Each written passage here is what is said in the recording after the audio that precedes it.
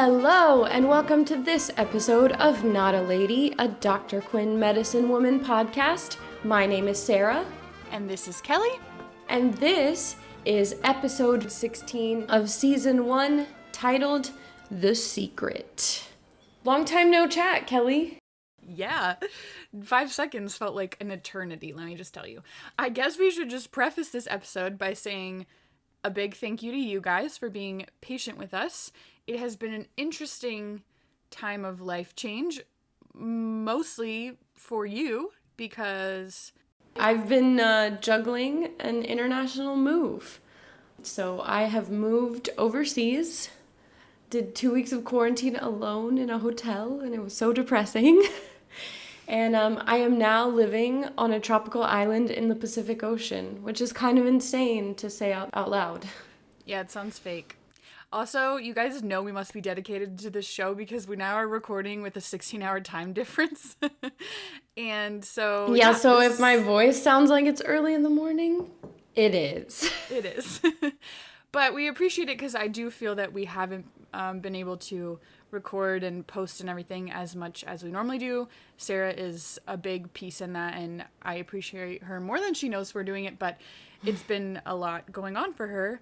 I'm like 3 weeks away from finishing my first year of PA school. Woot woot. Y'all, that's crazy. I don't know how that happened. So yeah, there's been a little bit of stress with that happening, finishing up here right at the end. So yeah, then I'll be starting clinicals and then I'll be moving every 5 weeks. But before we get there, we're going to talk about lessons. That was a bad transition.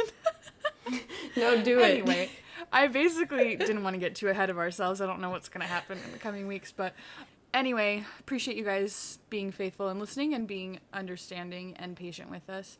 Lessons from the operation. One thing I thought that was interesting was that a lot of people that wrote in kept saying that they were like surprised that we ranked the operation above Happy Birthday. Yeah. You know what I did notice, though? Everyone who said that, they were like, oh, yeah, but when you explained your reasons, I could understand. So I think that was kind of cool, that our criteria, right, that we've kind of built this criteria of how we rank our episodes. People were like, I wouldn't have picked it, but, when you explained it, I get it, which I thought that was really cool. Well, yeah, and I think it helps us have some sort of standardization to be able to compare all these episodes to each other, because a lot of them are not similar in any way, shape, or form, and it would be difficult to do that without the criteria, like you said. Speaking of lessons and the operation, our lovely, faithful listener, grateful fan, always love reading your emails, she was saying that she learned, and just found it interesting in general, that Sully was the only one Dr. Quinn felt she could be vulnerable with. Everyone else, the kids, Olive, the townspeople, she had to be strong for a variety of reasons, but Sully she could just break down and let the tears flow. Even if their relationship wasn't romantic, that shows a love and trust in and for someone. Which I think we talked about a little bit about that. I mean, I would argue that scene was more intimate than the kind of rushed, kind of surprised birthday kiss. I would agree. I think people have watched enough TV shows to know that whenever there's some like traumatic, emotional, life-changing event, it brings people together. So yeah. I think that's probably the reason I like that episode so much, to be honest. On Instagram, Totally Nicole wrote, I think we as an audience learned that Lauren does have a heart that we haven't really seen before. And I think Mike and the kids learned that they really do have a family in the town that would do anything to help them. I think we talked about that, looking around the operation room, the people that were there to help Dr. Mike, and also, Matthew, initiating the continued, or the initial build on the school, and just seeing all the town come and rally behind that. It was really special. And Lauren, yeah. Another reason I love that episode, because of the whole storyline that he has in it, for sure. On a funnier, sillier note, Julie sent us an email and she said that she learned that kids will be kids and do things like jump out of trees, whether or not an adult is watching. Also, we learned that Sully isn't perfect, which, we always need a good reminder of. She also mentioned that Maybe if this incident if this incident with Brian had happened before Heroes, would Colleen still have pulled her stunt in the mine shaft? Which is just an interesting concept. She probably would have, because some people can do no wrong in other people's eyes, but that made me laugh. Sully's not perfect, guys, in case you weren't sure. Stephanie Nito on Instagram wrote, when Dr. Mike decided to perform the surgery, Colleen was not allowed to assist her. She also refuses Sully's help, saying, no family. So we learn that she counts Sully as family by now, even though the two have not been dating so far. For me, this sentence was a declaration of love, which is an interesting thought. I think you felt similarly, in that final scene, but when he hugs her and Brian, I think you kind of said you felt like that was an expression of love as well. Yes, Sarah, in case you didn't know, when people hug you, it means they love you. Listen. Just kidding. Here's the thing, I don't know. I feel like every TV show there has to be this moment when someone's like, I love you. It doesn't have to be like that. I think this episode was a big development in the fact that they play a big role in each other's lives and their families' lives, and they have love and care for each other, whether that needs to be a big moment or not. I mean, her saying no family is supposed to make everybody feel a certain type of way. You know what I mean? For sure. She loves him. Is she in love with him? That's a whole nother story. Liz Marie said, which this is kind of going off of what we're just talking about, so. She said she learned that this is actually the episode where I can pinpoint Mike and Sully are falling in love. Especially during the scene in the clinic's hall, she really needed him and he was there for her. Which kind of ties into multiple lessons that people have brought up, but it also is very on the topic of what we were just talking about. Now we're talking about falling in love versus loving someone versus being in love. It is too much for me, all right? They love each other, whatever you want that to mean. I don't know. Thanks for writing in lessons, guys. Of course, we will also have lessons for this coming episode. However, before we talk about The Secret, which I'm so excited to talk about, before we talk about The Secret, I want to talk about our season 1 roundup. Roundup. Why is that what I think of when, I don't know why I think of just for those of you who can't see Kelly. No one can see me. Which is all of you except for me. She was just doing a little lasso Cotton Eye Joe. Yeah, that's when I hear roundup, that's what I think of. Well, I should give credit where credit is due. I think I've talked about these ladies before, but the two amazing women who run the Fascination and Frustration podcast, they titled their end of seasons as a roundup, but I felt like it actually works better with Dr. Quinn because roundup is a Western. West. Yeah. I feel it. I kind of borrowed it from them, but I feel like it really fits our show quite well. So we're doing our season 1 roundup. So I did a little poll on Instagram, kind of asking what kind of things people thought we should talk about. And one of the suggestions was season 1 trivia. Just so you guys know, I'm going to be posting on our Instagram and our Twitter and maybe our Facebook as well, and asking you guys for season 1 trivia questions, which I'm not thinking I know some people are super into the behind the scenes trivia. That's not what we're asking for. We're asking for give us a quote from any episode in season 1 and see if we can kind of remember what episode it came from, or Ooh, that sounds fun. Yeah, just certain things, because we've watched the whole season, so giving us some questions from random episodes that we can discuss and figure out and see how well we truly know season 1. I would hope we know it quite well, but there are 17 episodes, so... And also, I feel like some people are going to be disappointed at us, and no matter what, because some people are such diehard fans, they know, every intricate detail. So I'm going to be I don't remember. Well, anyway. I mean, we'll just blame it on the fact that we're young, so we haven't had as much life for as many rewatches as some people have. There you go. That's true. Other ideas, I would love to some favorites.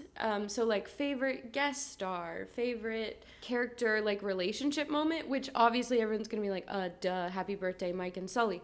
But no, I mean like, what's your favorite Lauren Brian moment? What's your favorite Jake Hank moment? What's your favorite Robert E. and Grace moment? Like picking out Cloud Dancing and Sully, or Sully and Wolf, or anyone in Wolf, right?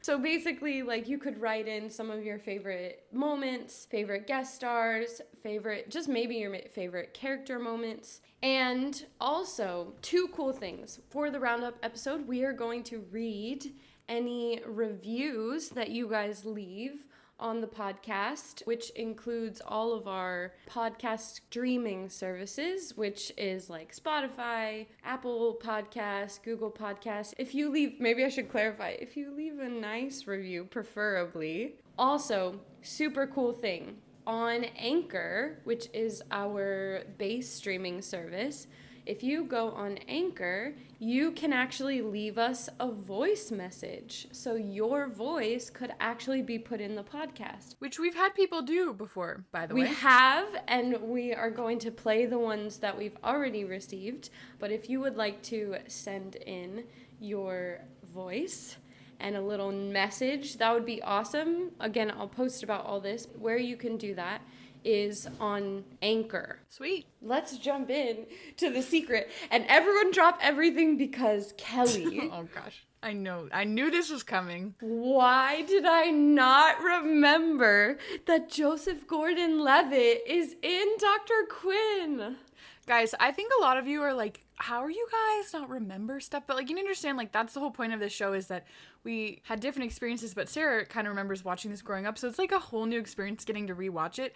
But let me just tell you, I like got a bunch of text messages from Sarah being like, oh my gosh, how did I forget that Joseph Gordon-Levitt was in Dr. Quinn? And it was mostly very funny because as an adult, actually I won't even say as an adult, as a child through my adulthood, I'm a huge JGL fan. Like, huge. From what? Like, what was it? Angels in the Outfield. Okay, yes, I second that. Treasure Planet is my favorite Disney movie. Does he? Jim Hawkins. I didn't realize he played his voice. Yeah. That's animated, by the way, y'all. It's totally animated, but it's his voice. I love 500 Days of Summer. At this point, he has 87 film credits as writer, producer, director, and actor. So, has the man made a bad movie? He probably has, but maybe I haven't seen it. Here's the thing, though. I actually really just admire him as a person because he kind of quit Hollywood for a little while to do his company called Hit Record, which is basically about collaborative art, which is music, drawing, writing. And basically what people do is they like come together and they create art and then they collaborate like strangers. And I've been a member of Hit Record for quite a few years. And I just think he's a pretty inspiring person just generally, but also I can say I like all of his movies that I have seen, which is not all of his movies. Right. Yeah. I like him in 10 Things I Hate About You, too. I love that movie. Oh my gosh, yeah. That one, I forgot about that one. Yeah. Yes. So that gives everyone an idea of how this episode is going to go. Let me introduce the episode because I'm just too excited about Joseph Gordon-Levitt. Season 1, Episode 16, titled The Secret, aired on the 15th of May, 1993. Oh my gosh. Oh my gosh. That's your birthday.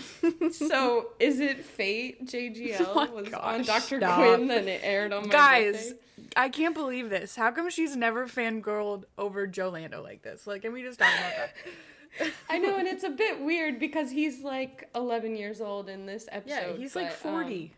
Well, now, I know, he's married too, but I'm a fan. The director was Jerry London. This is actually his second of 21 episodes he will direct. He actually also will go on to direct one of the Dr. Quinn movies. The last episode that we saw that he directed was Father's Day. And The writers are Tony Graffia, which this is first-time writer and co-producer, though will go on to do 30-plus episodes of Dr. Quinn. And, of course, Beth Sullivan gets creator credit. What's interesting about writer Tony Graffia is that Tony Graffia is actually still writing and producing to today. And two of the most popular shows that Tony has worked on is Grey's Anatomy, which is like, I know, like a big doctor show. So Tony kept writing for doctor shows. And Outlander, which I have not read the Outlander books and I haven't watched the show, but I am familiar with the premise of the show. I have heard people say that Outlander is kind of like Scottish Dr. Quinn with time travel. What? Because she is also, I think, like a nurse or something, and she ends up going back in time to Scotland and has like modern medicine. I don't know anything about it. I don't know what period, but I've seen it posted on Twitter that people are like, oh, Outlander's like an updated Dr. Quinn, which is interesting that that's all the same writer. Right. Blows your mind. Go ahead. You can talk about the first scene because I know you probably enjoyed it. Oh my gosh, leave me alone. Okay. It's a beautiful sunny day. And Sully and Mike they're on the wagon and they're headed to the reservation originally. And they're basically a modern day couple because they're fighting about her driving. And I just think that's funny, shocking that things never change. A part of me was like, is this sexist? He's telling her driving is bad, and it's literally a horse and cart. Yeah, which is a lot harder to drive. He's like, you're the same as I met you, just like the first time. You never like being told what to do. And she's like, you don't even remember the first time you met me. Mind you, this is my paraphrasing. He's like, yeah, I do. The first time I met you, you're face down in the mud.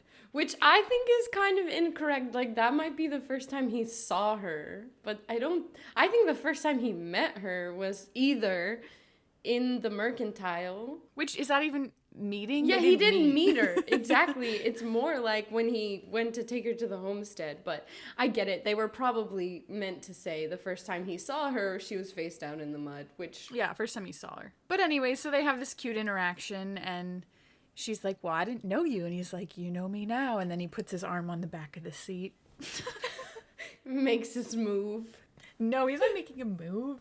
He's just there. They have such a comfortable relationship, and I just enjoy it that they can joke around. And I also like the statement that like they know each other. For them to be like, I know you now, like you know me now, is true. They know each other pretty well. She asks if they can check on Ruby Johnson, who we will learn more about, who lives out of town but is on the way to the reservation.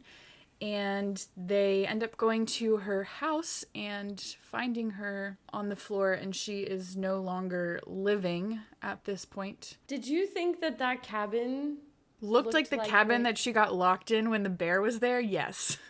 Yeah, from episode 9, Cowboy's Lullaby, Luke Silver. I was like, it kind of looks like they like tried to shift it and like make the outside look a little different, but yeah, like the doors like in the exact same place and stuff. I'm glad I'm not the only one that was like, this looks familiar, which is totally like that happens in film all the time, but it was just funny to see. What do you think about, I thought it's really interesting that they never actually show us Ruby's face. Like, they make a very deliberate choice from the angle they film to even when Sully picks her up, he, like, puts a blanket over her. I just thought that was very interesting because it really, maybe I'm getting ahead of myself a little bit, but it seems like Ruby kind of lived, they make this big deal. She lived off in this cabin by herself. She didn't really interact with anybody. Later we're going to learn that she was formerly a prostitute.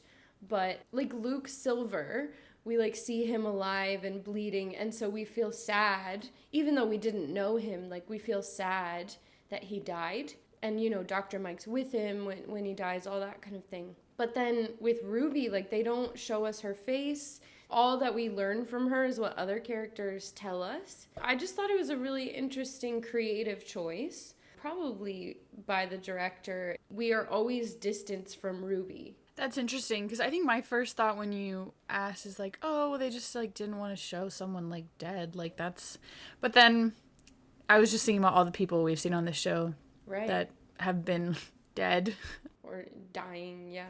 Or dead. So I don't know, it is interesting. I'm not really sure. But then we definitely don't see anything else because Dr. Mike is like, oh, I wish we could do something for her. And Sally says, there is something, go get her best dress. He's carrying her outside.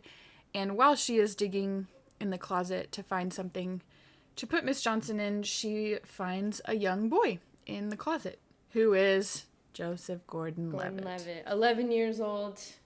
But the main theme plays. No narration. And we are then in the town, in the clinic. And Dr. Mike is checking out Zach. He won't talk. Brian's so sweet, right? Brian is an angel in this episode. Yeah. Remember in the Great American Medicine Show when he saw, and now I can't remember that guy's name. I remember his English name was Franklin. Yeah. But Franklin's son, like he saw him and Brian approached him immediately to like encourage and talk to him. Like this just right away, Brian's like talking to Zach, trying to, make him feel comfortable. And it's a nice moment. And you can kind of tell like Zach, whose name we don't know yet. Right. He seems very overwhelmed. He's skittish, yeah. Yeah. Anxious, yeah. Yep. I think there's this conversation about like why he's been nonverbal up to this point, and Brian's like, well, maybe he's sad about his ma, and he's trying to empathize, yeah. Right, he's trying to, and he will do it later, try to compare his experience. But this is kind of when it's said to us again, like, well, Miss Ruby is too old to be his mother. Dr. Mike up to this point has known that she's lived alone. She doesn't have any family, children, or anything like that. So yeah.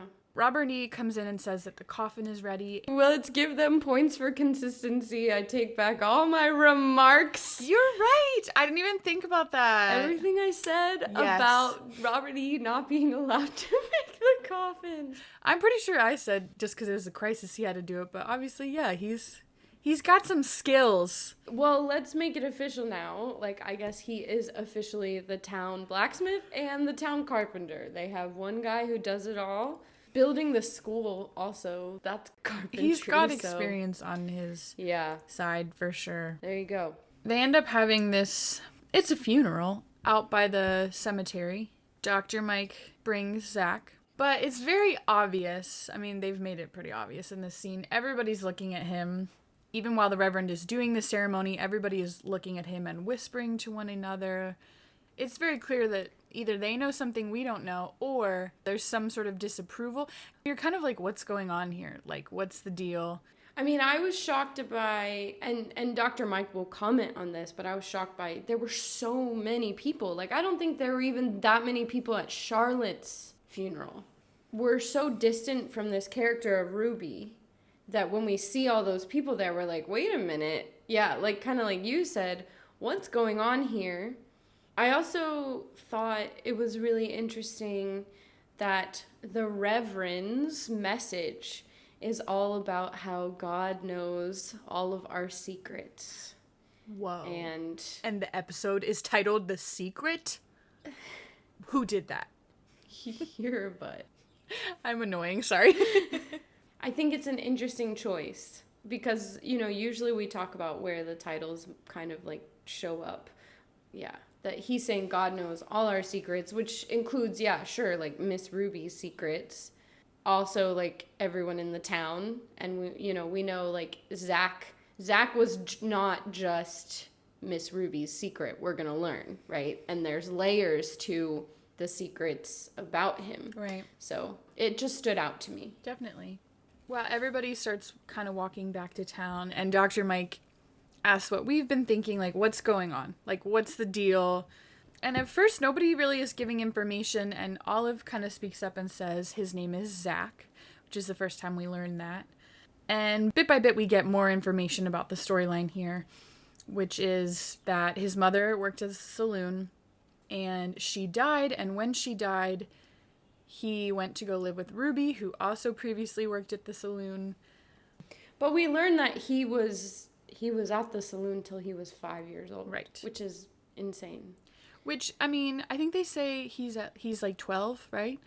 A lot of these people have lived in the town for a long time, and so that's kind of, people know who he is. That's why I think there's a lot of whispering going, well, but then they also say that they were the only people that knew. because we have Jake, Lauren, Olive, the Reverend, Hank, and Horace. Right. So it's like all our major players. I noted that some of the language, this episode of all the Dr. Quinn episodes actually has the most, I'm going to say, offensive language. Yeah. With recognizing that it's still, it could be worse, I guess. Lauren straight out, or I don't know if he calls Ruby a whore or Zach's mom. The mom. You know, that they're. Then they start talking and saying, oh, well, you know, the boy's not right. And we learn that, you know, even though he was in the saloon, he spent most of his time hidden away.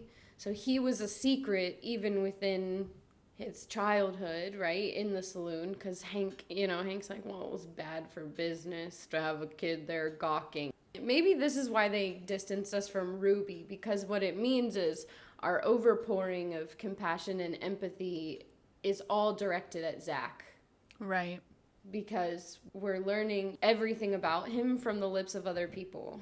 Yeah, 100%. And it's all like slowly coming out too. Like nobody's very forthright about the information until Dr. Mike is really trying to dig about it. And obviously it's disturbing information, but Dr. Mike, I mean, is pretty just judgmental about the whole thing because she's disturbed. Like, why would you ever let that happen? And kind of, like you kind of said, she directs some of that at Hank, in which he has a response. But Olive stops her and says, like, believe it or not, just because you didn't know this, we didn't just come up with this all to make you look like a fool.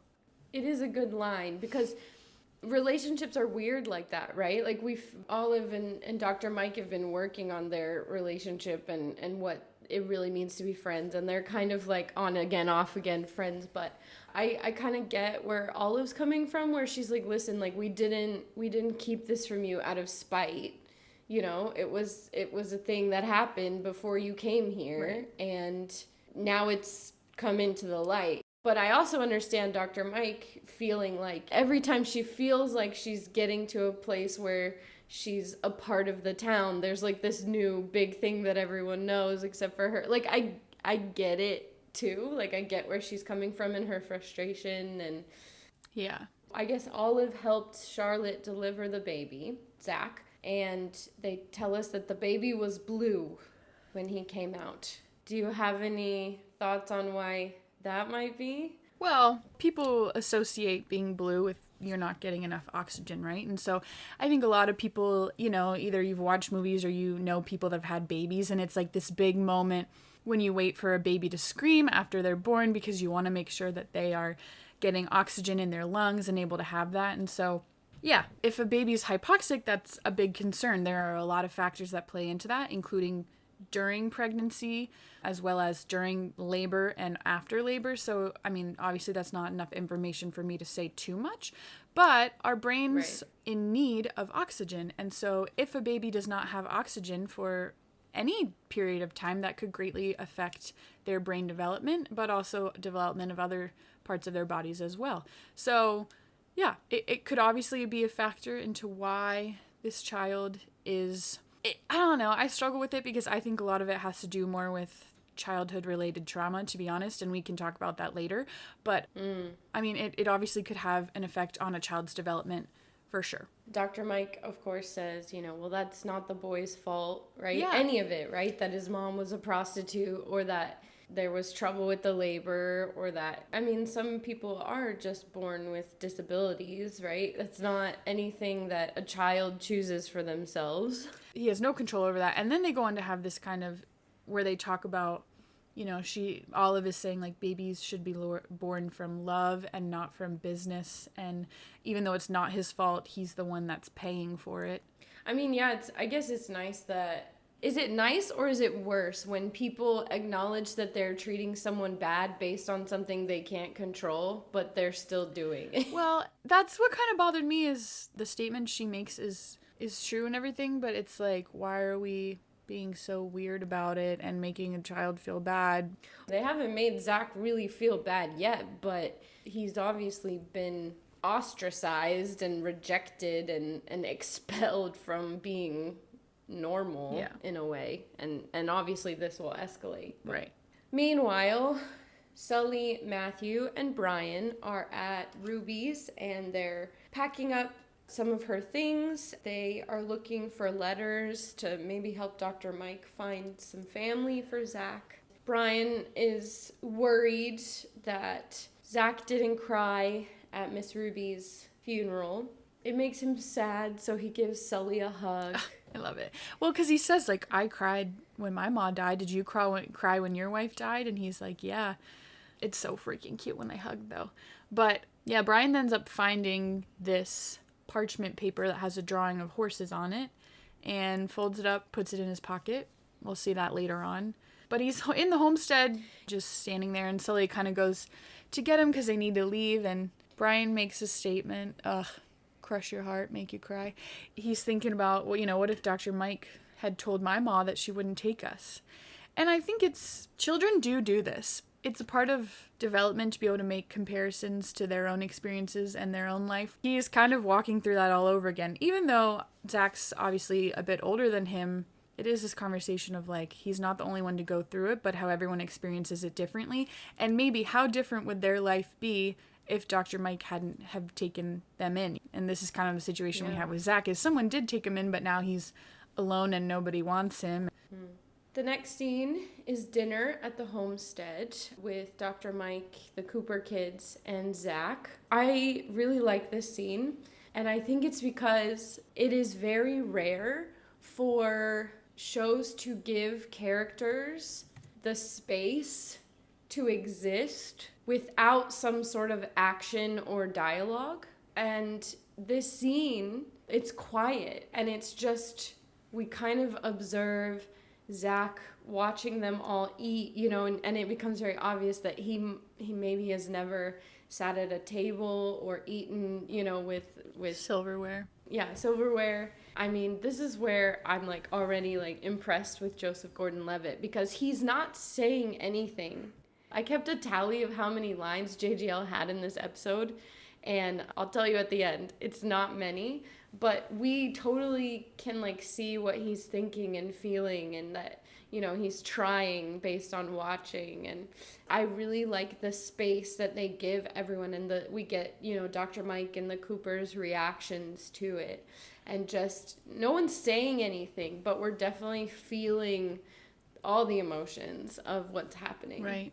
Well, I even flash back to when Ingrid came over. A little bit later, when we see him kind of scarfing down food, kind of flashback to when Ingrid was over to eat. But first, I guess I should mention that someone knocks on the door. This was heartbreaking for me. I don't know why. This just it was too much. I actually cried during this episode, and then I got choked up multiple times. But I cried during this episode. Yeah, because it's just Sully at the door, but we see as soon as he knocks, Zach scurries to go hide. We know why this is. We've previously discovered why he's had to do that. But Dr. Mike gets on his level, crouches down, explains to him, you don't have to worry, this is our friend. We knew he was coming. I love that she doesn't talk to him or treat him like there's anything wrong with him. I think it would be so easy based on all these things these other people told her to just be okay, I don't know what it is, but I have to baby, or just to treat him differently. But I feel like she talks to him like she would talk to anyone. And even in that situation where it's he obviously, like you said, has some very severe trauma with all sorts of stuff, but she doesn't talk to him like that. Well, yeah, and because we'll see later that people kind of talk in front of him like he has no ability to comprehend, which he clearly does. This is what gets me, whatever they think is something is clearly not right with that child, whatever they think that means. I don't really know what that's supposed to allude to. If it's just the fact that he's very nonverbal, that could be for a number of reasons. But I think just people talk about him, we don't know where his level of comprehension is, but clearly I also agree with you that she talks to him as if he can comprehend, because he can. And so it's just a level of respect, I feel that she has for him, but also faith she has in him. And even when they sit down at the table, then Brian's oh, gosh, this child, I want him to be my child. He's here's some biscuits. These are things you can eat with your hands. How helpful. That's just super helpful. But that's when Zach, obviously we can tell, is very either very hungry or that's how he's used to eating. It's a well-crafted scene. The next scene is interesting because Dr. Mike is dropping her children off at the schoolhouse, and that's the first time we've ever seen that happen. Yay! School! Wow, that was a very weird teacher voice. School! You want to know what I just flashed back to? Do you know what I'm thinking of right now? School is for Sissies. Yes. Long story short, y'all, which sometimes I feel bad for, like, telling personal stories, but we've had multiple people write us and be like, I love that part. Sarah, we've talked about your accident, your horseback riding accident. I think we actually only mentioned it maybe last episode in the operation. Okay, well, Sarah was in a pretty significant horseback riding accident. Yeah. She had a very big surgery, and after surgery, she was in, like, the post-anesthesia care unit. And we, like, went to see her and everything, and she was pretty doped up. And I was drugged up. And mind you, like, we were younger. Like, you were in college, but our younger brothers were not little, but they were in, I don't know how old they would have been. Elementary, middle. I don't remember how it happened, but Sarah was like... No, I'll tell you. Okay. Well, actually, I don't even remember this. I was gonna say. I just know from you guys telling me. So, I said a lot of things, but, at one point, the family was there when I was waking up, and I was kind of emotional, and just, you know, you're disoriented, and my brothers were saying that they were going to have to leave. My mom was the only one who was going to stay with me overnight, and I started to cry, and I don't know which brother it was, but one of them said, Nick. like... It was Nick. Was it Nick? Nick was like, Sarah, we have to go to school. And then Sarah was like, apparently. School is for sissies. Mind you, the way she said it was hilarious, but she was in college to be a teacher at this point. So we're all laughing because we're like, you're not supposed to say that. You're supposed to be telling the boys that, like, school is important. You need to be like Sully was to Brian, reminding him how important education and book learning was. But no, she was drugged up and was like, school is for sissies, and, like, bawling her eyes out. Oh my gosh, it was so funny. So funny. Anyway... School, they're going to the schoolhouse, and it's just kind of exciting. But Zach does not go because Dr. Mike decides that he's going to help her at the clinic. And this is also the first time we hear Zach speak because Mike points out the clouds to him, and he says the word horses. And she's kind of surprised by this, but sure enough, he's looking at the cloud, and he's seeing that they look like horses, and he has verbalized this to her at this point. I think this instills in Dr. Mike even some excitement too. Like, okay, he just needs time. And so she immediately takes Zach to Bray's Mercantile, and she wants to buy him school clothes and school supplies. Again, I just tried to mark out some of the language, and very similarly to how you were just discussing the things that people say in front of Zach. Lauren calls him a simpleton, saying, I don't have what he needs. But I love that Dr. Mike, she doesn't even get offended, actually. I know. She just doesn't take no for an answer. She knows that Lauren is being ridiculous and unreasonable, and she just gets what she needs for him, and she's like, okay, check me out. And I like it because that carries over immediately into the next scene where she takes Zach to Jake's shop, and Jake also calls him an imbecile. This is what I mean about the language in this episode. I know. Especially when you're talking about a child. I mean, it would still be horrible if it was an adult, but because it's a child, I feel like I'm more... Are you kidding me? Yeah. There's lingering silence when they walk in that builds discomfort, and Jake doesn't want to do it, and Dr. Mike's like, well... She's like, we can wait, and then she sits down. I'm like, yes. Yeah. I love the part where she says something along the lines of, like, Jake can't say no to a paying customer, and Hank's like, it would be a first. Yep. And it's almost so subtle that you almost... miss it. You almost don't catch it. Yeah, that Hank's just kind of like, he can go before me. Which kind of makes it non-negotiable. Like, if you want to get to me, you need to do him. Right.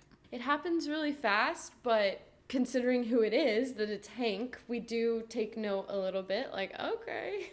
And I think we probably didn't say, but in the first conversation, like, Hank was pretty quiet. Yeah. He's not being his full, I don't know, what do we call him? Raging bull of a self. True. This is true. We will see more of this to come. Next stop, we're at the school. And the first thought I did have about the schoolhouse is like, okay, but who's their teacher? And at this point, we see that Olive is actually teaching them about arithmetic and Using cows. Using what she knows. Hey, yeah, exactly. Brian pulls out the horse drawing and is looking at it again. I also made a note that Alice is being a know-it-all. Well, before we dive too deep into this scene, can I talk about education in the Old West? Sure. In 1870, which is going to be around the time that this is set, all states had free elementary schools. And actually, the first public high school was started in the United States in 1821. Any guesses what city had the first public high school? Boston? Boston. That was to say all states had free elementary schools. That didn't mean that every town had schools. So most students, especially in the Old West, were taught at home. And parents, usually mothers, taught basic skills such as reading and writing, and as what was then called ciphering or arithmetic, which is not math in the way that we kind of think of math, but it does have to do with numbers. Most often, students only had one book that they were learning to read and write from. Any guesses what that book was? What's one book every family would have? The Bible. The Bible is correct. I'm killing it. And usually that not only was the only book that most families had, but it was also usually every family only had one copy. So what did teaching on the frontier look like? In the 1840s to about the 1850s, teaching was a profession that was dominated completely by men. However, with immigration, a rise in birth rates, and territorial expansion into the West, it led to there being not enough qualified teachers for the amount of children in America. There weren't enough qualified men to teach. And so with that, in 1847, Catherine Beecher founded, and this is the name of the board, it was called the Board of National Popular Education to Send Women West. And so it was basically a board that trained and prepared and sent women out west to become teachers in some of those areas where they didn't have a qualified man to do the job. Now, why women, you ask? Simple. Unfortunately, women were cheaper. Whereas a man was paid $71.40 in yearly salary to be a teacher, a woman only made $54.50 as a teacher, and that was their yearly salary. Some of my reading kind of said that this is actually where the wage gap really formed, was because teaching was one of the first professions that women were actually accepted into. So it was one of the first professions really that women could have, and therefore the wage gap was kind of born out of this belief that women were cheaper or less. Now, interestingly enough, post-Civil War, which is where we are in Dr. Quinn, many male teachers ended up joining up to fight in the Civil War, and those that were lucky enough to make it back actually found that many of their teaching positions had been filled by women, because when all the male teachers left, and obviously, women stepped up and had to fill in those roles. And so this is where we see the shift from being a male-dominated profession to a now, I would say probably is still kind of more of a female-dominated profession. Right. And so the question, I guess, then became why? Why did these women become teachers? And a big thing was economic independence and stability, right? During this time, women couldn't be financially independent. Usually their finances were either wrapped up in their father or their husband or maybe some other male relative. But women teachers actually were able to have their own income that they controlled and kind of managed where that money went. So then the question is, well, why did they go out west? And this really is kind of built off of a hope of marriage, because we've talked about this before. There were far more men in the West than there were women. The idea was you move west, you gain financial independence, maybe you meet someone, you get married, and then you stop being a teacher, because married women were not permitted to teach. And the reason for that was it was believed a woman should be a wife and a mother before she's anything else. So the only female teachers were single, unattached women, and once they got married, then they gave up their profession. That is true, though. Like, I was just thinking about, like, shows that I've watched, whether it's, I don't know, Little House on the Prairie, or just, like, things that I've watched, and it is true that Miss school Beadle. teachers always are single women. Yep. And if they get married, they leave. Miss Stacy in Anna Green Gables? Yeah. Yep. Interesting. Which I guess Olive is one of the few single women left. Exactly. I mean, she's not the school teacher, but... So Olive is teaching. Brian's looking at his little drawing that he found, and she... I mean, have you ever seen Olive heap compliments more? Yeah, on she's someone? like a little... I mean... It's Brian, so, like, I can't blame her. But, yeah, she's, like, a bit much. She's, like, over the top Talent, imagination. Which, don't get me wrong, like, I'm an arts teacher, so I appreciate that it wasn't what we've seen probably in other movies, which is, like, drawing will get you nowhere. Art is for the weak. You need to be a doctor. Which is kind of ironic. But... You know what I mean? Like, yeah. I do enjoy that she does appreciate his quote-unquote artistic talent that she believes that he has. And we do see that Brian does try and correct her, but she kind of talks over him, and then Colleen gets excited. She interrupts him, and yeah, he never really has the great opportunity to be like, by the way, this isn't mine. And I don't know if he thought it was going to go further than that. Not that that's a good reason not to correct the situation, but he might have just thought that was it. He got a compliment in class, and that was the end of it, you know? Yeah. Yeah. Then it looks like it's, like, recess time, which, shout out to recess. I miss recess. Dr. Mike has decided that Zach is ready to go. I don't know. She doesn't say ready, but, like, he's got the clothes. You know, Dr. Mike on a mission. She's like, let's make it happen. I wish she had stayed with him. But, I mean, Colleen and Brian run down and seem like they're going to take good care of him. But this is also where we find out that Olive is basically a temporary teacher. Yes. I probably would have had more problems with it, except they explain. Right. Like, which is good. Yeah. So she agrees to let Zach to just sit in.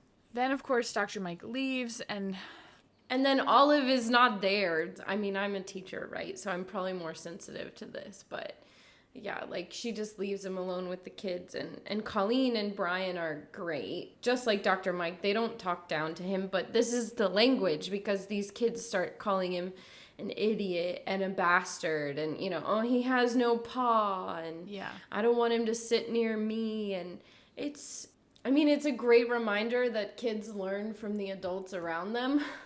Yeah, truth be told. But also, it's so awful.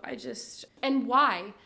You know, we haven't really talked about it yet, but, like, no one actually knows anything about Zach other than he's different, and therefore he's bad. Yeah. They don't even know anything about him. It's not like they've seen him. It's not like they've really interacted with him. At least the children, you know, maybe the adults who were in the saloon might have seen him, but it kind of made it sound like they really kept him hidden away. Colleen and Brian stick up for him, but I just feel terrible for him because, I know. Yeah, the things that they're saying, and the language, like, just this language, we've never heard this kind of language in Dr. Quinn before. Once again, to reiterate, like, not to joke, but he's not an idiot. He can comprehend, you know what I mean? Whether...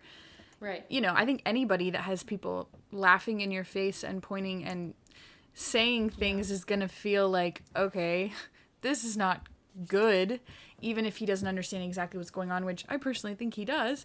But yeah, I gotta say, most of it has to be off of just, like, hearsay of it's a small town and they know this is what's being said about this person, because it's not like he looks just like the rest of them. Not that that's a good reason or anything. I'm just saying, like, if they didn't know any better, I don't think they would do anything. Yeah. But it's clearly, like you said, you see other people, and especially adults, and react a certain way, and you want to be the mean kid.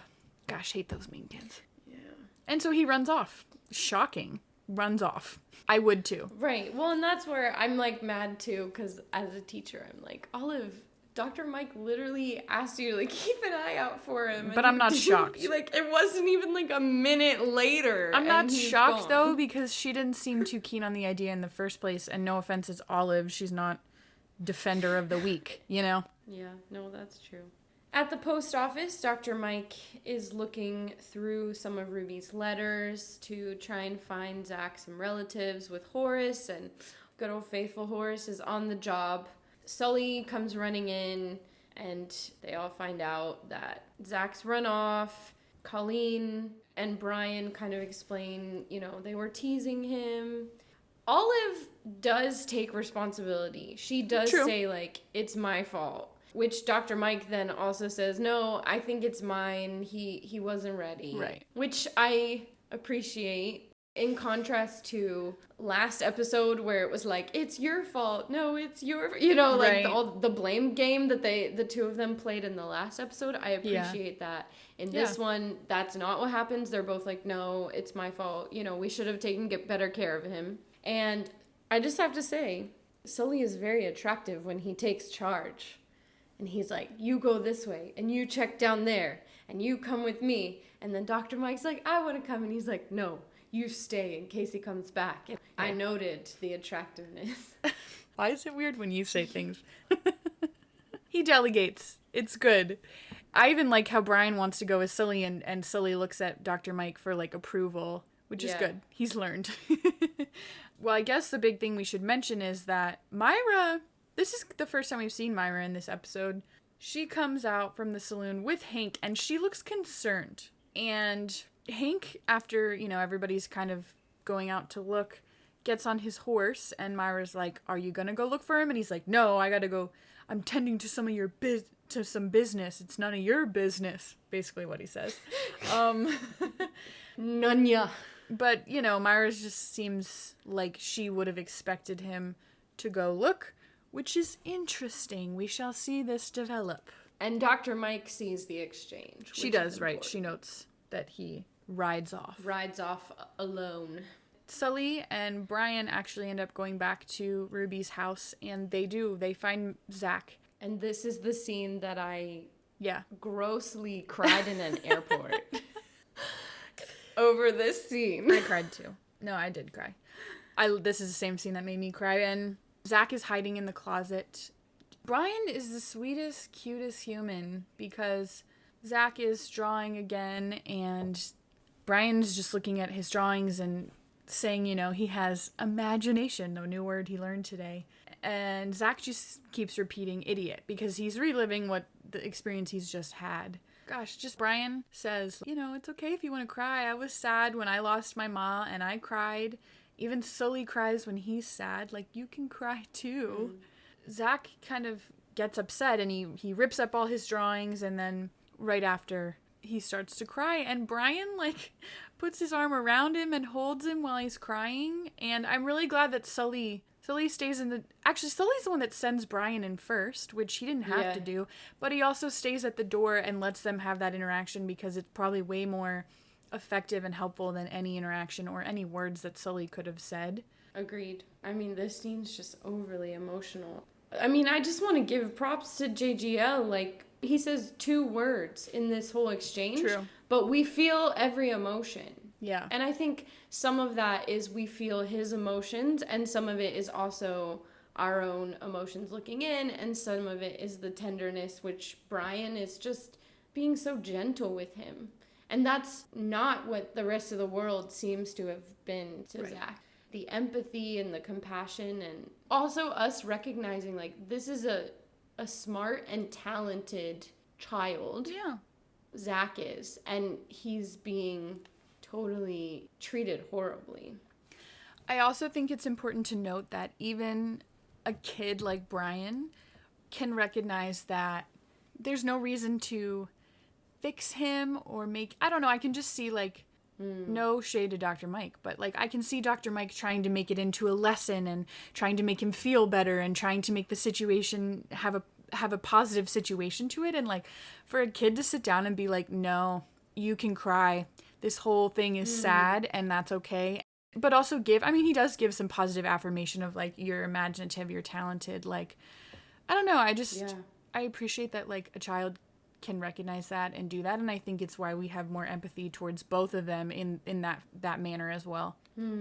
It's probably why there's the scripture too where Jesus says the kingdom of heaven is like a child. Yeah they have abilities to see things in a much different light than we do as adults, which is oftentimes to fix and correct instead of like, or just cynical and rejecting that which we don't understand. Right. I'm all for feeling the feelings. I know you are too. Yeah, I was gonna say we're both pretty big feelers. So it's probably the next morning at the homestead. Dr. Mike is asleep at the table. It seems like she was studying through the night, and Colleen comes out, and Dr. Mike, this is character consistency here. She literally says, I hate feeling this way, feeling helpless, which we've talked about this so much recently, especially in the last few episodes. Right. But she kind of, just like you said, she was like studying to see like how I can help Zach. And it is out of a place of like, I don't want him to have to live how he's living and be treated how he's being treated, and so I'm trying to figure out if there's a medical way to do that, but obviously she hasn't had much luck. Do you want to say any more about that, or do you want me to keep going? I'm still just confused about like why we feel like he is so crazily not normal. Do you know what I mean? Yeah. Let's say that nobody ever said he was blue as a baby, something wasn't right with him, he wasn't right, you know what I mean? Forget that. Like, if you were to just tell me that there was a child who lived in a saloon and was forced to go into a closet every time his mother had to work and lived in that environment without any parental guidance for the most part, and then you want to talk about that person dying, the one person he probably had any attachment to, and we don't even know what kind of mother she was, you know what I mean? Going to have to live with someone else. We don't really know what kind of lifestyle he had there other than no interaction with other children or other adults, which will affect you greatly developmentally, like psychosocially, everything. And now you want to talk about how that person, probably the only other person he has had an attachment to, has left him. Not by choice, but has left him. And you want to talk about why this child might have issues with communication. I don't think anyone would be shocked that that's a consequence of how this child was raised. I think you're making extremely valid arguments, and I have done some research on like views of mental health and mental illness that I kind of am saving for when they have the talk about the asylums later. But yeah, I'm sure a big part of that is just because they don't know why he's different and they don't have that understanding of trauma and that kind of thing. Well, and maybe that's part of it. Like, they don't understand. That is not an excuse to treat him the way that they do. And so part of me is like, I'm sure some of this just has to do with the fact that he was, Olive said, he was a prostitute's son, born out of, which, I mean, kind of a weird discussion, but my assumption kind of would be, this is not the direction the episode's going to go, but a prostitute's child, the chances of knowing the father are probably very slim. Right. So there's that opinion on top of just prostitution viewed as, you know, we see how people treat Myra. Yeah. So there's a whole list of things that none of that has to do with Zach's ability to communicate based on his experiences, but just on, well, this is where he came from, so there can't be anything good about it. And then also, we don't know what Charlotte said or Charlotte's experience based on being that obviously it was a difficult birth and there were some complications, I guess is the word. Yeah. I think it's a good point to bring up that maybe at this point in time they don't have a good understanding of like child psychology or just like I know they don't. growth and development in children. And yeah, so that's a good point too, because I think for us, I'm like, obviously that's going to affect anyone, most especially a child, but it's true that maybe they don't have that understanding. I think for me, I'm just like, why does Dr. Mike, like, something is so wrong with him? We need to fix it. Because I'm like, what have you seen that's not like something that makes sense to you based on the knowledge you have? But I don't know that she feels that way. I think she sees that a child that's suffering from people's treatment, feelings about him. Yeah. And so how is she going to fix that? Well, the only way she knows how, and she says this, like, if he were sick, I would give him medicine. If he were, like, she's like recognizing, like, I can't find something to fix about him. Right. But I know that he's suffering because he's different. And so I want to try and do something. Like, I'm not used to someone saying there's something wrong with this person and not having some idea of how to do something about it. So, like, I don't think she ever, like, treats Zach like there's something wrong with him. No. But he is being affected by a stigma that the town has that there's something wrong with him. Which, by the way, is probably why a lot of people I don't want to say don't work in psychiatry, but a lot of people struggle with it, even, like, in the medical field. It's because a lot of those diagnoses and stuff are based on you have to meet criteria. If someone's experiencing this, or this a certain amount of times a week versus month or whatever, there's literally a whole manual. And if you meet criteria, then you can be diagnosed with something, because it's really difficult to make those determinations when there's so many things that you can't always determine just by looking or ordering a lab test or ordering imaging. You know what I mean? So I definitely can relate with her in that sense. This is also the scene where she finds the drawing. Yep. And Colleen tells her that Brian did it. And Dr. Mike is also impressed. Right. And I appreciate people valuing the arts. But before they can talk about it too much further, Myra arrives at the homestead. And she comes with a job offer, I guess, for Zach.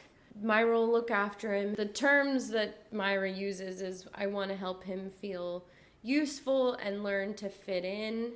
I think we all expect Dr. Mike immediately to be like, no, he's not working at the saloon, which she does definitely show some caution.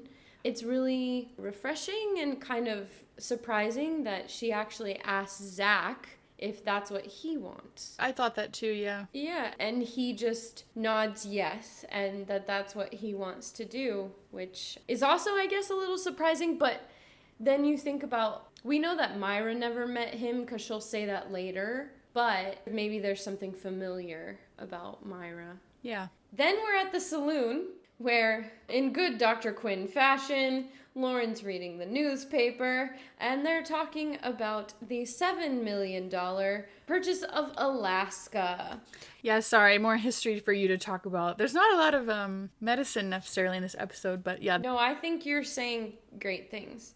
Lauren says that he thinks that Johnson should fire his Secretary of State for buying Alaska. So let's talk about the purchase of Alaska. Shout out to our Alaska listeners, if there are any. Oh, yeah. Yeah. William Seward was the Secretary of State. The purchase of Alaska happened in 1867. It marked the end of the Russian efforts to expand trade and settle in northern North America, which is kind of funny because Lauren also calls them the Russians instead of the Russians. But the Russians were, for a long time, trying to settle on the Pacific North coast of North America. But the U.S. westward expansion, they were starting to compete with Russian explorers and traders. And at this time, St. Petersburg lacked the financial resources to continue their expeditions. And so Russia actually offered Alaska to the U.S. first in 1859, which is significantly before the purchase would happen. And the reason they did that is because Russia didn't want Great Britain, who was the great colonizer, the great superpower empire. Russia did not want to have Great Britain in their quote-unquote corner of the world. And so they offered it to the U.S. in 1859. And then the Civil War happened. And the Civil War, of course, delayed the sale. Lincoln, Secretary of State, was Seward, and I'll talk more about Seward in a minute, but it was actually March 30th of 1867 in Washington when Edward, and I'm not good with Russian names, I should have asked my Russian friend, Stoical, I think is the name. They purchased it actually in March, but it wasn't until October 18th of 1867 that the official purchase happened for $7 million. Here's the crazy thing. America ignored Alaska for 3 decades. They bought the land. They did nothing with it for 30 years. It wasn't even constituted into the U.S. civil government until 1896. Like, American government wasn't even established. And it was only recognized as a strategically important region during World War II. Crazy above all crazies. Like, I didn't know this, but Alaska actually didn't become an official state until 1959. Wait, really? That seems really late. That was not that long ago. No, it wasn't. Almost 100 years after the purchase is when it became an official state. Which my assumption would have been they bought the land, they made it a state. No. America kind of ignored it. And so this kind of makes sense to why Lauren's like, what a stupid thing to do. Because they really had no plans to do anything with the land. Russia was like, hey, we want you to buy this so that England doesn't buy it. And America was like, yeah, we don't want England either.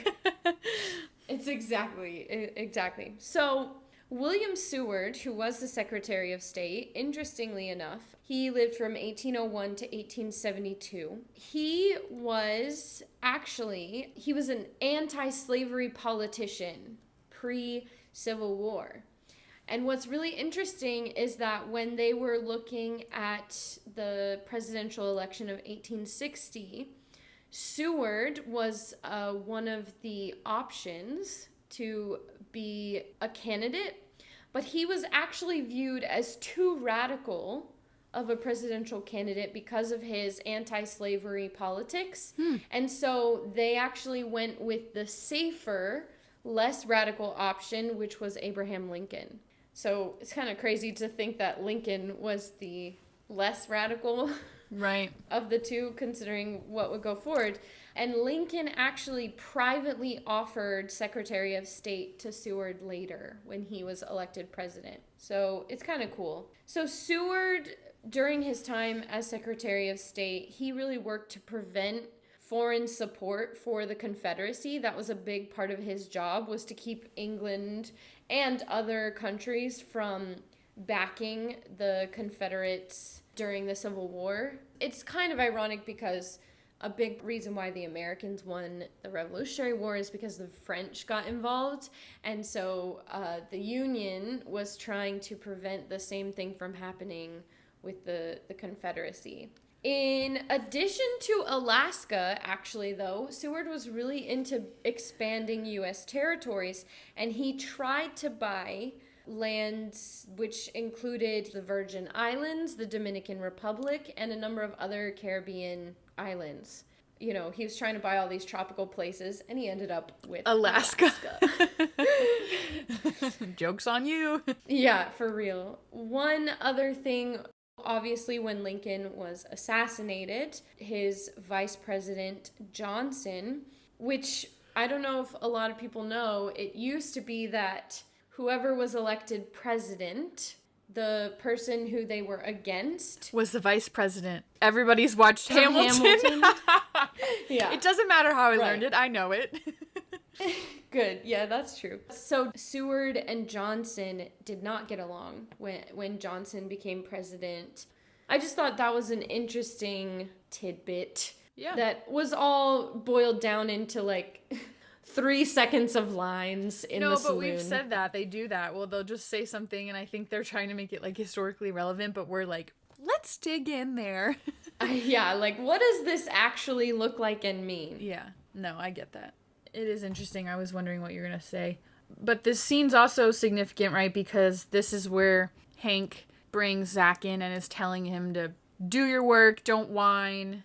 Everybody's kind of looking, and Hank's like, what are you looking at? Which is a very Hank thing to say, but interesting in who he's doing it to defend. With everybody's opinion on Zach and his presence, you would think that Hank might feel like he could lose business or something, but I mean, it's not great. Or just we would think that he would share the opinion, right? Right. But he doesn't Correct. seem to. Yeah.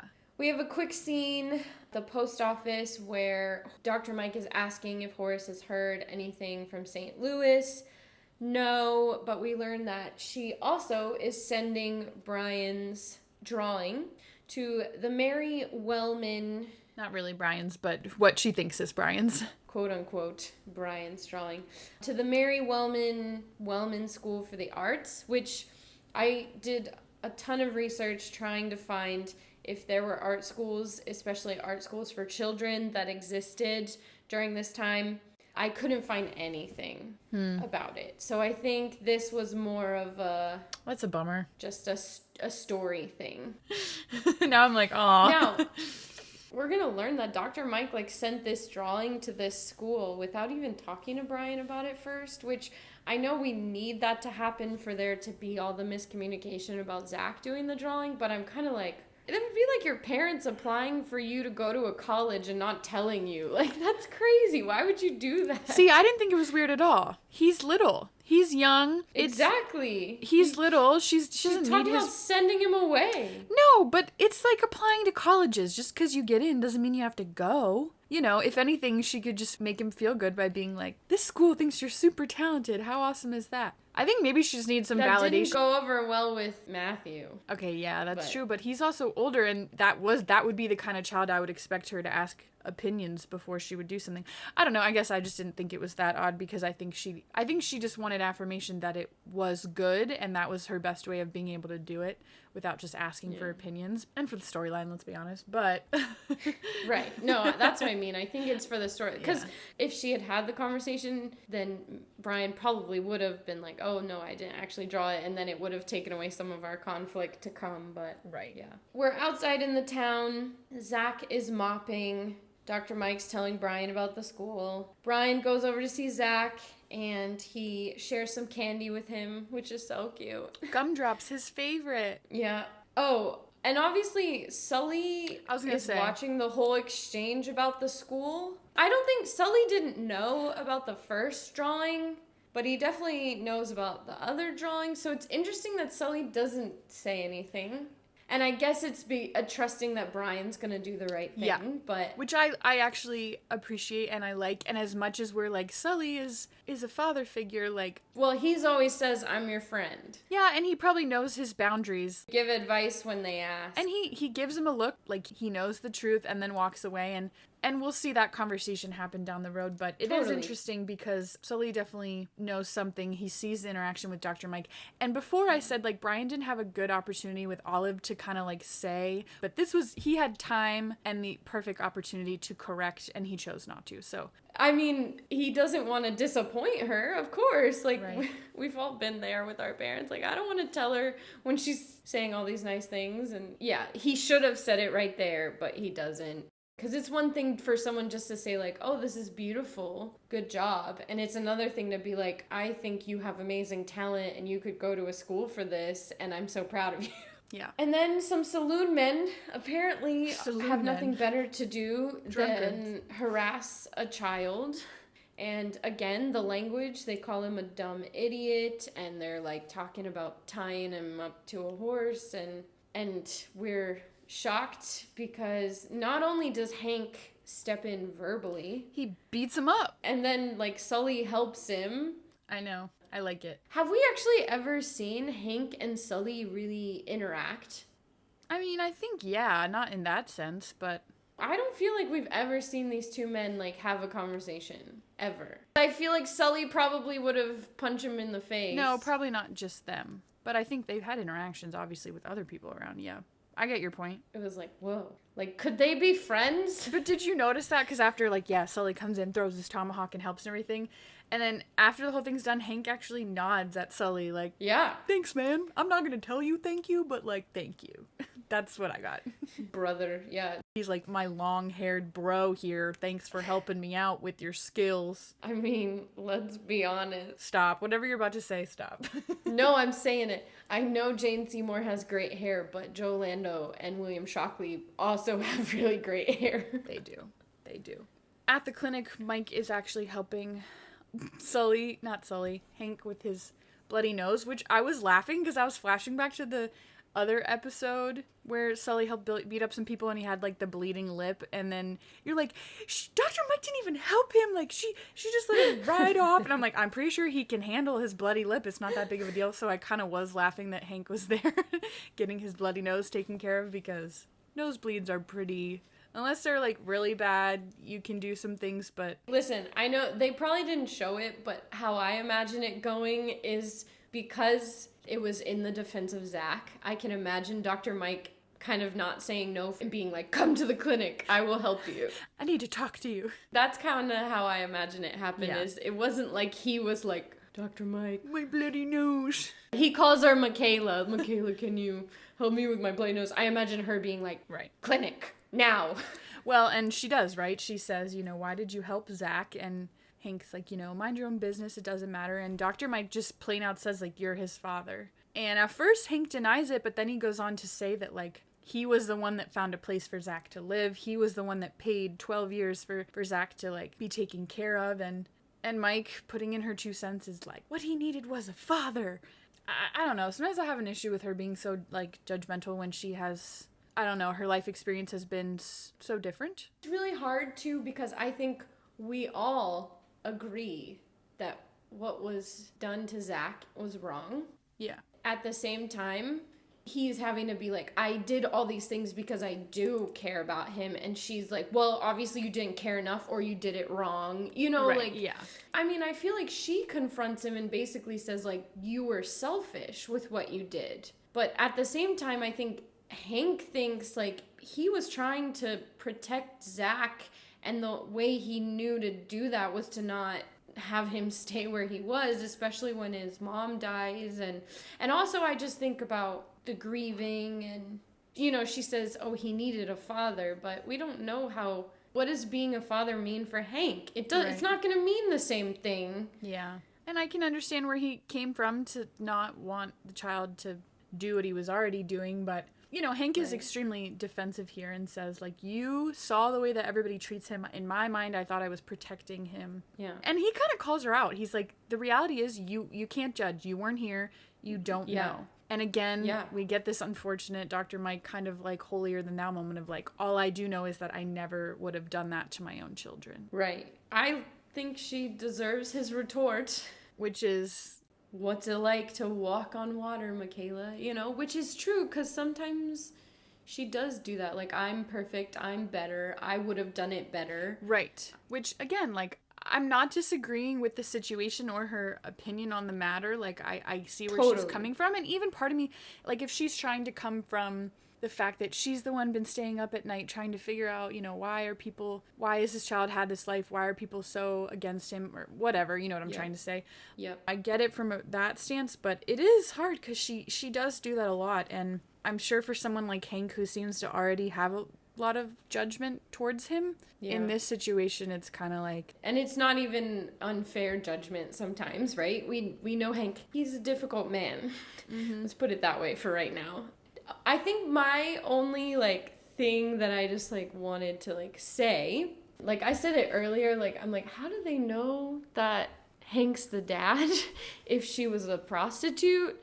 But also, I think part of me is really surprised that Dr. Mike jumps to the conclusion that Hank is the father, because my assumption would be, based on all his actions, like, maybe he just loved Zach's mother, but that doesn't necessarily mean he's the dad. You know what I mean? Like, yeah. But, I mean, I guess that for the story, it doesn't really matter. And, we're not going to discuss, like, paternal testing in the 1800s, no. But, I mean... Right. It does say something, because the storyline could be that this is his son and he didn't care about her at all. You know what I mean? It really adds to the storyline because he did love her and they did have a relationship. Right. So... Yeah. which we'll see that come into play later. But Right. the next day, at the saloon, Zach is sweeping, and the main townspeople are kind of across the way. Lauren, Jake, Olive, and the Reverend, which I'm like, bro, why are you sitting around gossiping? Go preach and pray for people. Pray for yourself. For real. Yeah, well, they're basically just having conversation about why they don't think Zach belongs, why he's going to cause trouble. Dr. Mike is there, right? And there is this brief conversation of like, there are places for those types, asylums. Those types meaning, that just annoys me. What does that even mean, those type? And part of me wants to give the benefit of the doubt that these people mean well, I guess, but they seem to be blaming Zach for the fact that people harass him when they're some of the people. The people. They are those people. Just leave the kid alone and he's not gonna bother you. Yeah. But I did do some research on 19th century view of like mental health and mentally ill. I want to say like we don't know what's wrong with Zach, and I think you made a totally valid and I think really good argument that he doesn't even have any mental handicaps or anything. He's probably just, it's the way he's been raised. He's a product of the environment that he was raised. Yeah. So I want to totally give credit to that, but then also, maybe like you said in the beginning, if it was something like he was born with a prolapsed umbilical cord and the supply of oxygen was cut off and therefore, like part of his brain didn't get oxygen for a couple seconds to a minute, it all could have an impact. So if maybe there was something, and I guess you just never know too, like I think about his mother being a prostitute, and so then we don't know like where does smoking or alcohol like play a role in like, or any diseases she have that could have passed on to him. Right. For sure. Yeah, I mean, that's true. So care for the mentally ill, which I use that term loosely, especially in the fact that in the 19th century, what that meant then and what it means now are two very different things. But it was basically non-existent in the 19th century. There were places like prisons, almshouses, or as they were called, madhouses that were kind of established to hold people. I won't even say like care for people. Right. There was a woman called Dorothea Dix, and she kind of went on this crusade to establish state-supported asylums. And she kind of initiated this huge like social reform movement in the 18th century. And Benjamin Rush, which he's a founding father, so he's like an interesting person. But in 18th century Europe, he established something that was called moral treatment. And so prior to this, a lot of mental health, might have had demonic explanations. And he rejected this idea.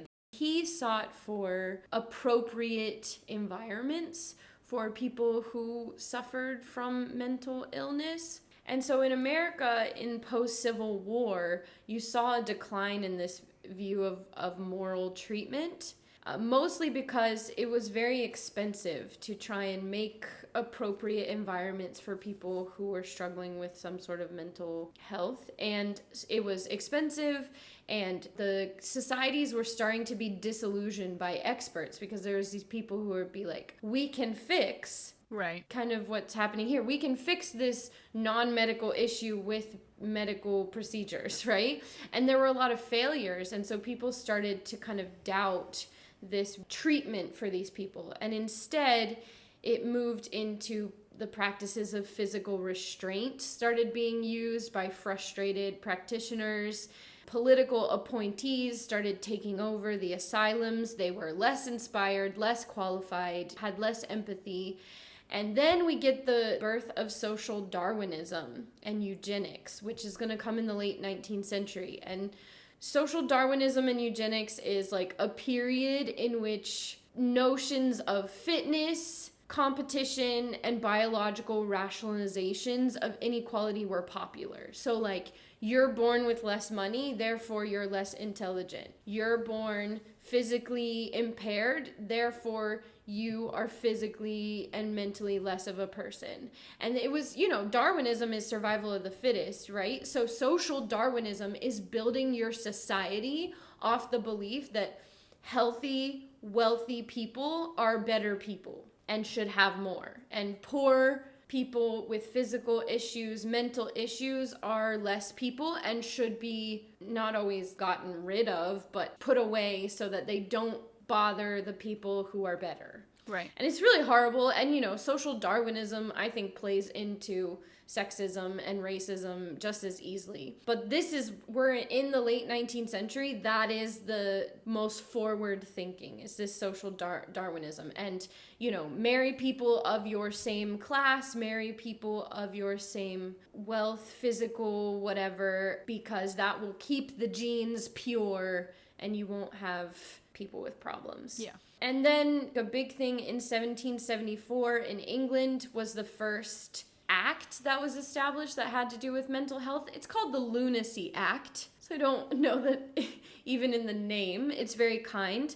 But what the act was, it required 2 doctors before a person could be committed to a madhouse or an asylum. I always think of Beauty and the Beast, the old cartoon, where Belle's dad is like talking about the beast and Gaston has him committed to a mental institution because an asylum because he's crazy. Nowadays we'd be like, what power did Gaston have? Nothing. He just had money. So this Lunacy Act was established to be like, no, 2 doctors have to confirm that someone is, quote unquote, a lunatic for a person to be sent to an asylum. But I mean, who's to say that people didn't just pay people off? Anyway, the reason that this act kind of came into place is because George III of England, who is the King George, Mad King George, when the American Revolution happened, he, through his whole like adult life, had huge bouts of insanity, which, you know, if you want to talk about Hamilton, right, that they kind of play into that. Like, he actually had some serious, I don't know if it was like schizophrenia. Obviously, back then they didn't have diagnoses for it, but he had some mental struggles. I don't want to label it as like he was crazy because we don't really understand what it was, but yeah. Let all that historical context play into the opinions and point of views of the townspeople in this conversation they're having where they're like, we should send him away. He doesn't belong here. Right. Well, and Dr. Mike has said that she's been to an asylum before, and it's a horrible place, is more or less what she says, right. You know? Someone makes a comment, I don't remember who, that he doesn't know how to do anything. I think it's Lauren. Yeah. And Brian is like, yes, he does! He knows how to draw, and he drew that picture. And this annoys me. Gosh, adults, you know, because Olive, like, it's really nice that you want to stick up for your friend, but you shouldn't lie. Yeah. So he runs over to Zach and he tells Zach, like, you gotta draw another picture. You gotta show them or they're gonna send you away. Like, draw your favorite thing, please, you know. Hank comes out and the rest of those townspeople that have been having this conversation have migrated over to the saloon, and they basically say to Hank what they've been saying, which is, you know, yeah. we really think it would be better, he would be better off somewhere else. They decided as a group that he should leave. And they even try to be like, well, Dr. Mike even agrees, you know, like put her on the spot. And it's awkward because her only opinion is like, well, she doesn't think he should be at the saloon. Totally, I get that. You know, right. And Hank's defense is like he's not causing any trouble and he's staying where he is. And then this is when Lauren says, well, who are you to decide? Like, why do you get to make that decision? And I want to be like, well, who are all of you to decide? Right. Exactly. But it's a big moment because Hank says, I'm his pa. That's who. Yeah. And Dr. Mike looks so relieved. She looks pleased, yeah, that he has spoken the truth. And my favorite part of this scene is that Myra gives the whole group the dirtiest glare you could give any. And I'm like, because you know how many dirty glares Myra's had to live with. And so I love that she kind of gets to stand up above them and give them all like, yeah, what are you going to say now? Yeah. You're just meddlers. For sure. And because I think she's seen that Hank has tried to make an effort, and so she's probably pleased by this whole thing too. And she does talk to Dr. Mike and tells Dr. Mike that she knew, all the girls knew. Clarice. Right, and that Hank did love her, which is the first time we've gotten that, because Hank never really said that before. Which I flash back to the weird moment in the Great American Medicine Show where he, like, cries over Myra. Mm-hmm. And I know some people think, oh, it's because he's in love with Myra. But I've never really got that vibe from them. What I more wonder is if he was reliving his own heartbreak, that he fell in love with a prostitute and they had a child together and she died. And he doesn't want Myra to get involved with Horace because there's something familiar about being in love with a prostitute, and that's like he was reliving his grief. Because I've always felt he's more possessive of Myra. It's more about control for him. But in that moment where he thinks she's gonna die, like Clarice did, I wondered if it was not just a familiar scene. That's just my interpretation. You could take it differently, but... No, interesting concept. And perhaps we'll see that storyline play out further. ... We will, by the way. You must not remember. I don't remember, so... Yeah, you must not remember. It's okay, though. Good thing we're spoiler-free. I'm really spoiler-free, because apparently I remember nothing. Yeah. Back at the homestead, I love this scene. Sully and Brian. Yeah. Outside the homestead, talking about the truth about the drawing. Brian admits that, he let Olive think that he did the picture. And he says, sometimes I think I'm not good at anything. And I think Sully brings up a really good point, which is probably why we're in love with Brian for a lot of other reasons other than, he's adorable. But Sully says the main point he makes is that you have a way with people. Think about the way you are with Mr. Bray. Think about the way that you made friends with Zach, which is true. Those are two interactions that I think we've been like, oh my gosh, that touches my heart. I really like that interaction he has with Sully on the front porch, just being like, yeah, I messed up. But also Sully giving him affirmation in the ways that he is talented. It's a good scene. Yeah. At the saloon, Hank is drinking, Zach is drawing, and he gives Hank the picture and says 4 words. This is the longest sentence he said. It's for you, Pa. And Hank cries. Hank has a single tear run down his face, and you have feelings towards Hank that you've never had before. Not in a weird way, sorry, that came out weird. I just mean No, it's true. So I'm reading a book right now. It's called The Value of Biblical Drama by Nikki Shavers, Dr. Shavers. Doctor. In the beginning of the book, I read this and I was like, oh my gosh, I think this relates to this episode, especially going into the next scene. Dr. Shavers writes, "It is human nature to want to categorize people. Humans feel secure whenever they have a person quote unquote pegged." And I think this applies to not only Hank. We've had conversations, right, about Hank and Jake and that, they do these horrible things and then they have these moments of real generosity and compassion and we're like, it's so hard to reconcile their goodness with their badness. Yeah, it's true. So I think that applies to Hank, and we'll talk about it, in this next scene, but I think it also applies to Zach. What is the problem that people have with Zach? It's that they can't categorize him. They can't peg him. And, we've talked about people not being one thing, but their security in thinking that you can fit a person into a box and label them as this category, as this one thing. And that's why they don't want Zach around, because he's a reminder that they can't just fit him into a box. And I think, and that's where we struggle sometimes with Lauren and Jake and Hank when they do and say these really horrible things, but then they also do and say these really beautiful things, and we're like, but I can't put them in the box of, I need you to be the bad guy, I need you to be the jerk. Right. Yeah, exactly. And I think it applies in this moment, father and son, it applies to both of them. No, I think it's interesting you bring both points to that, because I think what I said, I'm like, he's a jerk, that's why I'm feeling different feelings, because he has emotions. What? Shocking. But it does go the other way about Zach, too. I think it's difficult for the town concerning him as well. Mm-hmm. And Hank actually goes the next day to the clinic and shows Dr. Mike the picture. It's a really pretty picture. Yeah, it is. But he goes to prove that Brian was telling the truth, that Zach can draw. And Dr. Mike is like, well, how do you know that he did this? And he says it's his mother. And Dr. Mike is sensitive to that. She says, she was beautiful, which I appreciate her sensitivity just because, the day before she was Judgy McJudgerson. Judgy McJudgerson Michaela. But Hank is also honest in saying, like, I know I won't be the best father. I like my whiskey, I like my women, and my temper, and my non-politeness. Yeah, I ain't too polite. Right. I have a downright nasty temper. Right. He could have kept going, honestly. He could have, but I love that he sees himself. He knows. Yeah. Like, he does. He does, and that's also why he then recognizes, like, I want Zach to have a home, but he deserves better as well. Which, yeah. There's nothing like saying you care about someone than saying, you know, you think they deserve better, especially when we're talking about a child.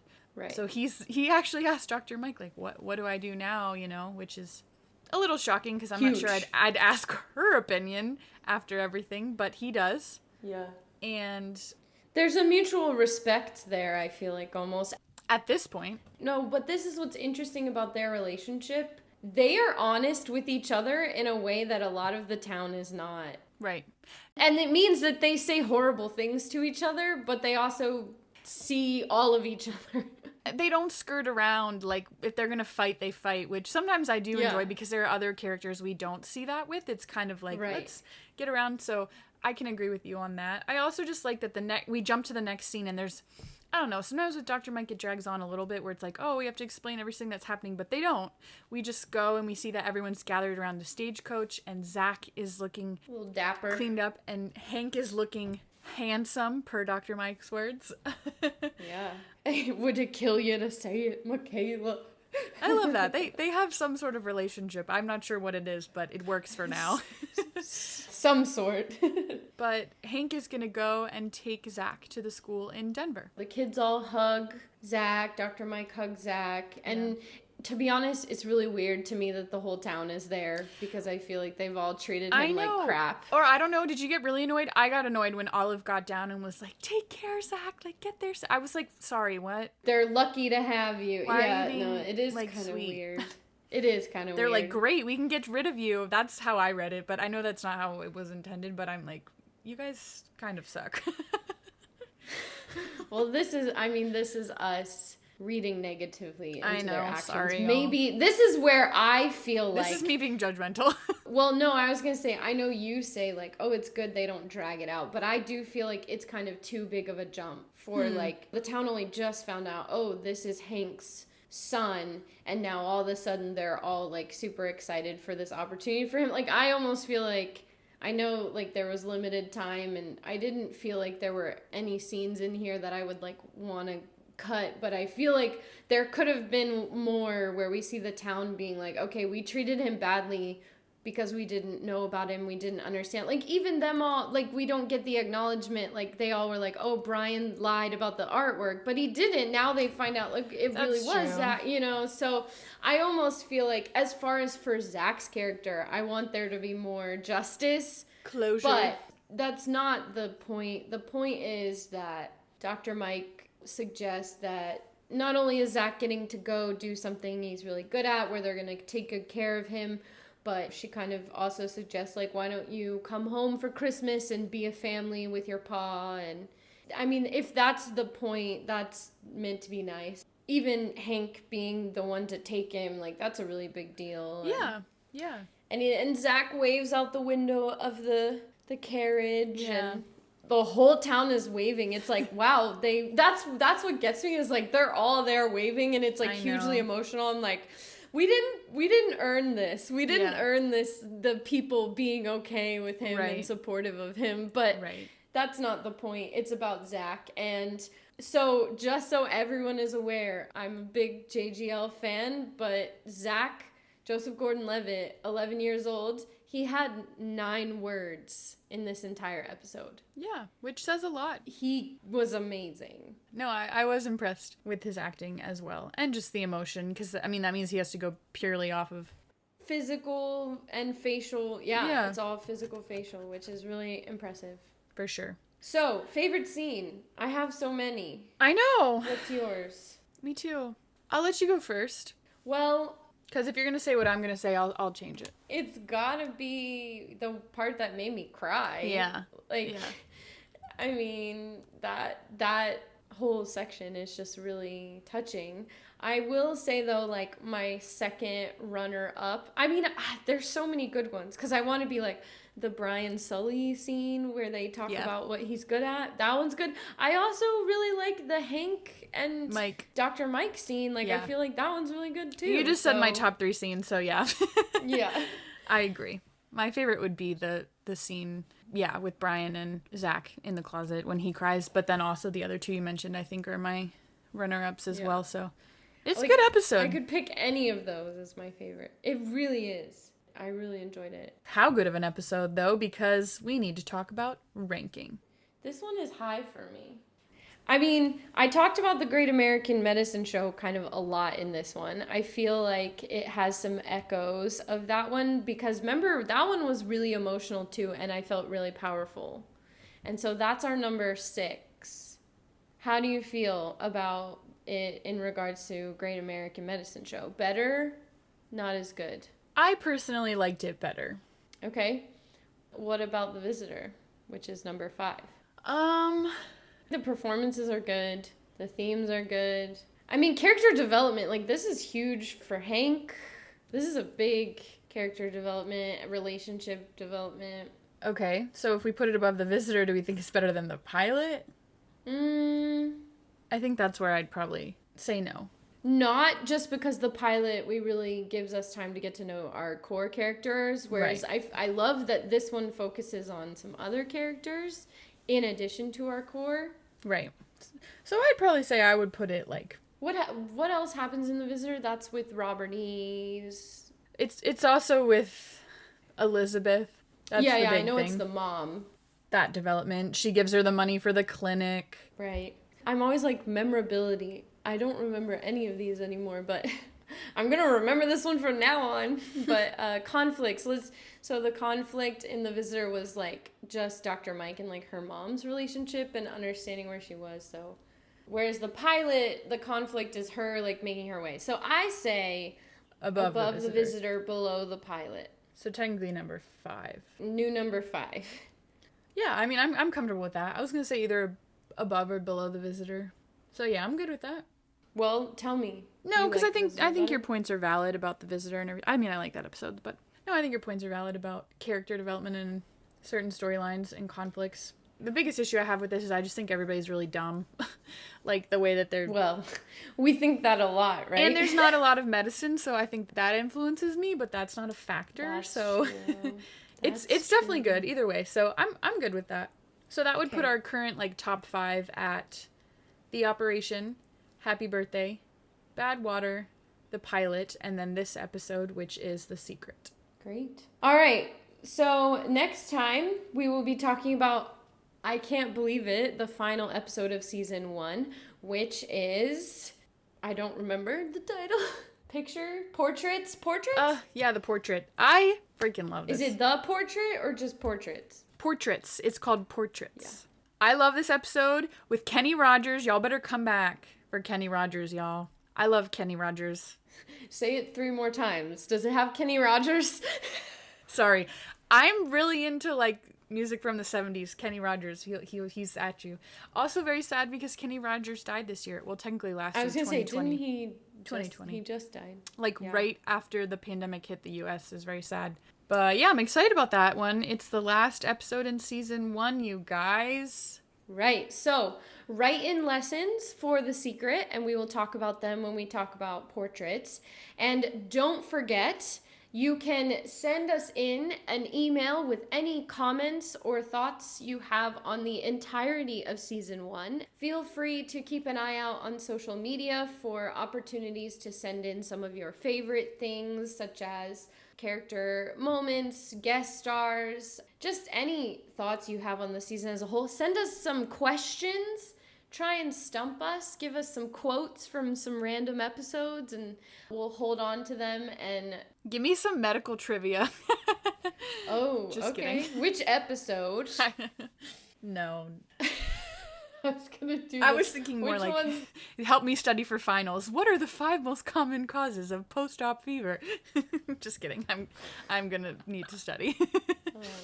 And don't forget that you can send us voice messages via our Anchor profile page, as well as don't forget to write us a review and we will share it in our roundup episode, which will be after our final episode. I can't believe it. Do you have anything else you want to say? No, I think that's it. Definitely, if you come back for that roundup episode, there might even be some musical talents distributed. That's not a word. That is a word, but not the right word. There might even be some music. That makes it sound like Kenny Loggins is gonna come sing. Kenny Loggins? That is a different Kenny. Oh, right. You are offending me with your music knowledge. I'm just kidding. This is a Footloose guy. Yes. Anyway, my point is there might be some music involved, so if you're interested in that, definitely come back too. Otherwise, we'll see you soon, guys. Thanks for writing in. Looking forward to hearing your opinions on this episode. Thank you for listening to this episode of Not a Lady, a Dr. Quinn Medicine Woman podcast. If you like this episode, you can support us by liking or sharing our content on social media. We'll see you guys in the next one.